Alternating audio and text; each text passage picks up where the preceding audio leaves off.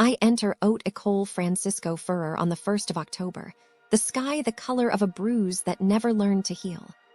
The wrought iron gate groans like an old man who knows he is about to betray you. I am wearing the cream wool coat my grandmother stitched in 1963, the one with the tiny pearl buttons she traded for 2 loaves of black bread during the siege. I clutch the registration paper they emailed me, but the ink has already begun to fade, as though the school itself is erasing my name before I even cross the threshold. That is the first omen, and I am too polite to heed it. Inside, the foyer smells of burnt coffee and wet plaster.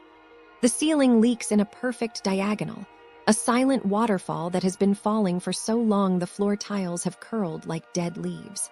I step over the puddle, and my heel makes a squelch that echoes down the corridor. No one looks up. The reception desk is a slab of plywood painted to resemble mahogany, the kind of con you notice when you have grown up among real wood. The woman behind it has lipstick the color of overripe cherries, but her mouth is a straight line. I greet her in French, then in Dutch, then in the soft Russian my mother sang to me. She blinks once, slides a form across the counter, and returns to her phone. The form asks for my blood type. I am not joking.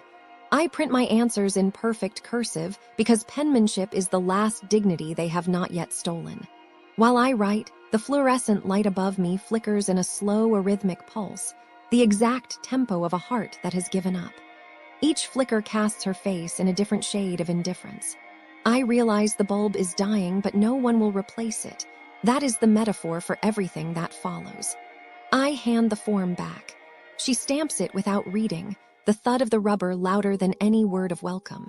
The stamp reads validé, but the ink is dry, so the word is only an indentation, a promise pressed into paper but never delivered. I am already nothing more than a dent. They tell me my locker is in the basement. The staircase spirals downward like a drill bit boring into the center of the earth. The walls sweat a yellow moisture that tastes of salt and old chalk.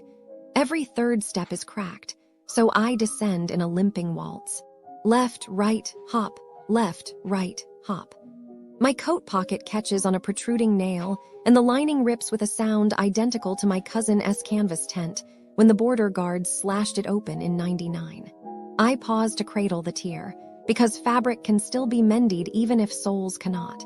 The basement corridor is lit by a single strand of Christmas lights, the cheap kind that give off a feverish blue. They have been left up since last December, or perhaps the December before that. The plastic berries are brittle and crumble if you breathe too hard. The locker they assigned me is number 223, but the plate has been unscrewed and reattached upside down, so the digits read epsilon epsilons. I try the combination they emailed, 12, 34, 56. The dial sticks at 33, refuses to budge, as though the mechanism has arthritis. I kneel, because gentleness is sometimes stronger than force, and whisper to the lock in the language of grandmothers. It clicks open, but only because the back panel is missing, and the latch is held by a twist of rusty wire. Inside, someone has left a half-eaten apple turned to leather, and a photocopied pamphlet titled Welcome to Excellence. The apple smells like regret. When I lift my books, the bottom of the locker gives way entirely, and my spine folds like a paper doll. My dictionaries tumble, pages splayed like broken wings. The noise ricochets off the concrete, but no footsteps answer. I sit on the cold floor and gather the wounded words back into my arms. That is when I notice the ceiling. Black patches of mold bloom across it in the exact shape of my homeland. I trace the outline with my finger in the air, because touch. And it would mean surrender. The mold is soft and damp, the way my father's letters were after he crossed the river in winter. I understand then that this place is designed to make every exile relive the leaving. The first class is creative direction. The room is on the 4th floor, but the elevator has been out of order since the invention of sadness. I climb. The banister wobbles as though it, too, is considering suicide. On the landing, someone has spray-painted abandoned taste.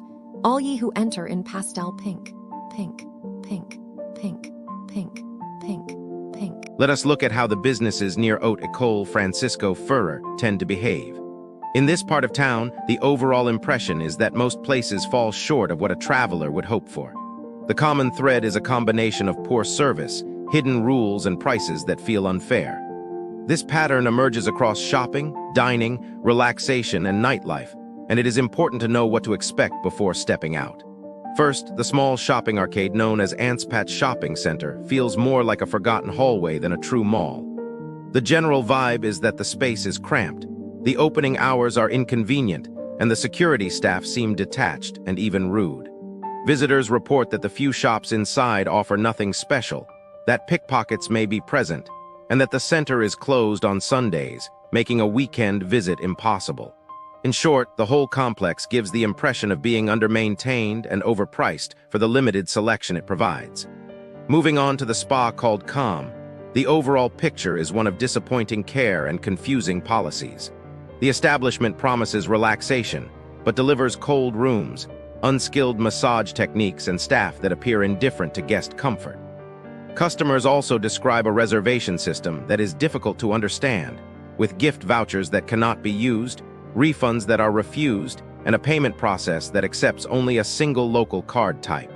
The atmosphere is described as harsh, with reception staff speaking abruptly and even entering private cabins before guests have left, leaving people feeling rushed and judged. The coffee and breakfast venue Chicago Cafe presents another example of unmet expectations. Across the board, the cafe is labeled as expensive while serving food that many describe as bland, undercooked, or simply bad. Service is reported as slow, sometimes ignoring guests who are not local, and the staff can be rude, especially when dealing with foreign visitors. There are accounts of hair found in meals, drinks that taste like water despite a high price, and a menu that feels more like a cheap American imitation than a genuine brunch experience. All of this adds up to an establishment that feels more like a disappointment than a welcoming spot for breakfast.